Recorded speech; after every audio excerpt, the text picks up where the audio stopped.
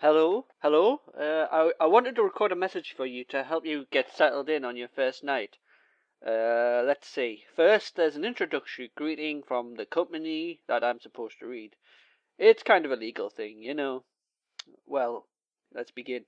Welcome to Freddy Fazbear's Diner, a magical place for kids and grown-ups alike, where fantasy and fun come to life.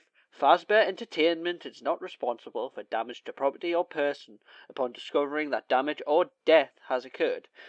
A missing person report will be filed within 90 days or as soon as property and premises have been thoroughly cleaned and bleached and the carpets have been replaced. Now, that might seem discouraging at first, but I assure you there's nothing to worry about, and as this is your first night, I feel I should say that lately the animatronics have been permitted to wander. Something to do with free roaming mode that has only recently been installed. Before that, they would overclock and become glitchy when shut down. One perk of having state-of-the-art technology is that it's prone to malfunctioning, so keep an eye out. Also, staying in the office is ill-advised. I have left a route for you to follow. It should keep you safe. The key thing is there is a pattern to their movements, and as long as you stay out of their way, they will not bother you. Now another thing. Concerning your safety, the only real risk to you as a night watchman here, if any, is the fact that these characters, if they happen to see you after hours, probably won't recognize you as a person. They'll most likely see you as a metal endoskeleton without its costume on. Now, since that's against the rules here at Freddy Fazbear's Diner, they'll probably try to forcefully stuff you into a Freddy Fazbear suit. Now that wouldn't be so bad if the suits themselves weren't filled with crossbeams, wires, and animatronic devices, especially around the facial area. So you can imagine how having your head forcefully pressed into one of those could cause a bit of discomfort and death. The only part of you that would likely see the light of day again would be your eyeballs and teeth when they pop out of the front of the mask, eh? With that in mind, the company has spent a lot of money on the new tech to help you adjust to the night watch. You have a flashlight that will stop them for a short time and a temporary locking door in the office should you have to retreat back there at any point. Even so, heavy usage of all these things will, or probably will, drain the generators, so use them only if you have to. We have also begun using tablets that are connected to all cameras in the building. It's good to know where the characters are at all times. Before that, it was very difficult keeping tabs on them from your office and whilst on patrol. I almost forgot. There's Foxy. This one's difficult to fathom. It moves fast, and trust me, that hook is not just for show. It likes to stay in the cove, but it does leave from time to time. Best keep an eye on it when you can. It's like it knows you're watching, so don't do it frequently. I'm sure you'll be fine.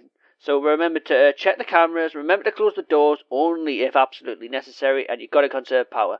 Alright, good night, that's it, I wish you all the best. I will hopefully see you in the morning. As that message comes to a close, I hear the bear synthesized laugh. The welcome message wasn't what I expected.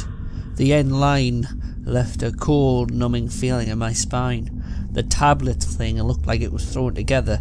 I was surprised it worked. To the left of me was a piece of paper. The roots scribbled onto it appeared to be very specific. The guy on the phone sounded like he'd had a lot of experience working here, so in that respect I trusted him. I decided to check the torch to make sure it actually worked, and upon seeing its beam light up the dark hallway, I feel safer already. I step out of the office with the tablet, and as I begin walking, the sound of the fan fades away. Now all I can hear is my own heavy footsteps thudding on the concrete floor.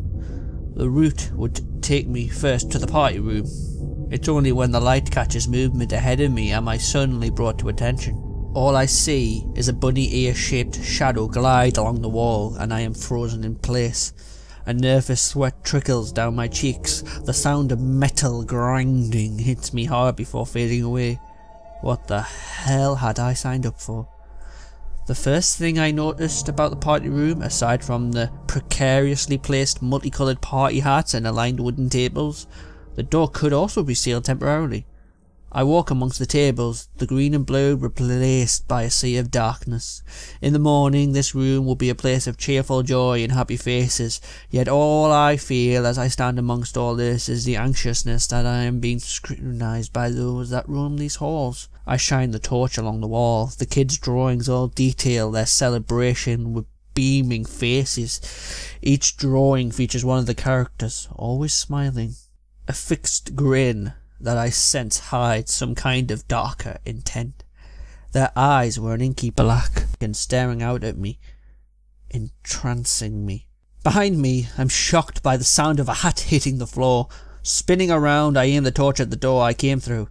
It stood between the tables. The chicken, the plastic worn, its white-coloured bib had begun to fade, but the words, "Let's eat," were still visible. It stepped forward, head cocked sideways where the fur had fallen away. The interior of its endoskeleton was visible. The moving parts were constantly clicking as it stepped closer to me, and its slightly skewered plastic jaw was nearly coming off, revealing what looked like rusted metal teeth. It was flapping its ragged wings, raising them slowly and then dropping them suddenly. It seemed to be naturally leaning forward. I focused the torch on it, and it paused slightly. Its head was twitching. I then watched it turn and march out. I felt a mixture of relief and fear. There was a good chance the others would be close by. I walked along the wall to the doorway. I soon found myself in the hallway that led to the storage on the left and kitchen on the right. I knew it meant going off the given route, but I couldn't help but investigate the storeroom.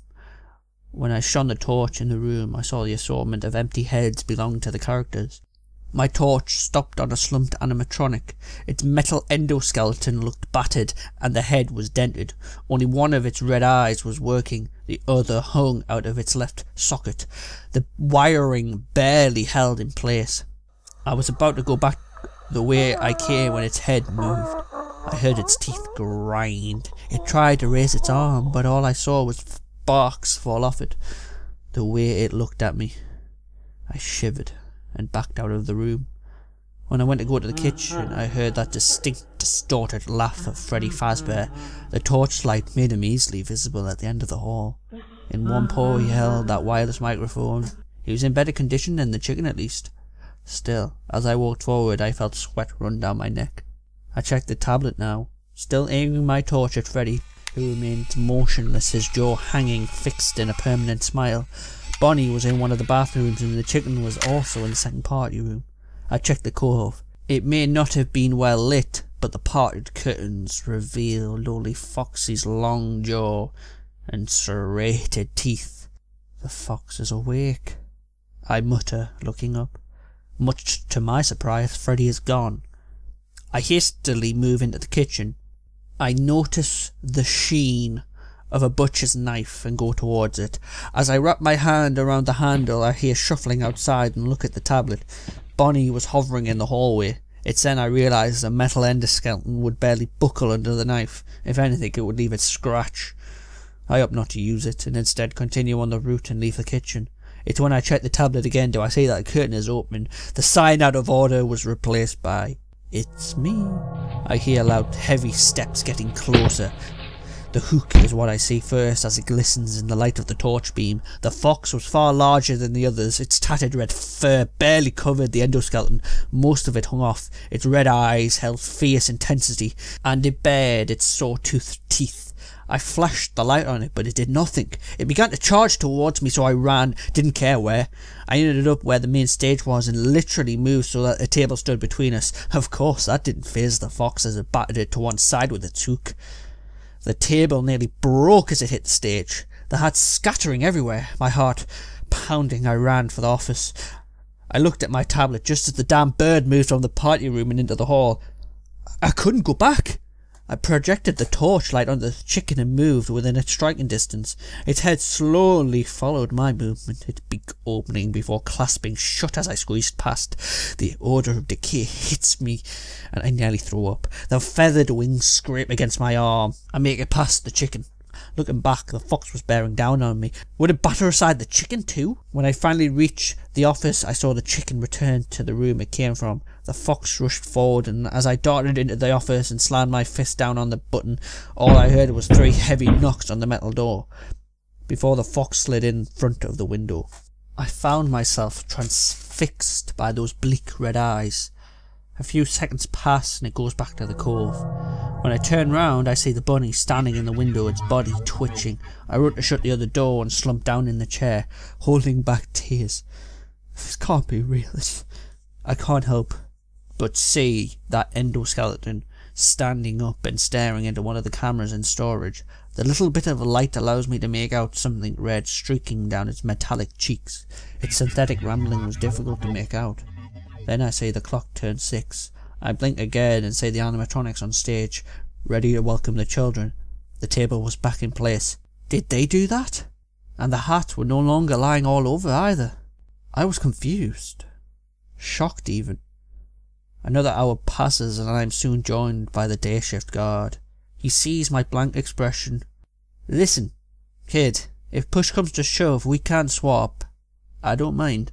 I shake my head. No, it's fine. I'm fine. The man shrugs and walks out. I had been offered to do a far less dangerous shift, yet I had just stupidly refused it. Still, the second night couldn't get worse. Could it? They will know the joy of creation. In the light we strive to bring joy to all those girls and boys. In the night we own the hall, stalking one we seek to destroy. You will know the joy of creation as the night falls. You walk these hallowed halls, and as you stare into our eyes, you will see the truth hidden in their lies.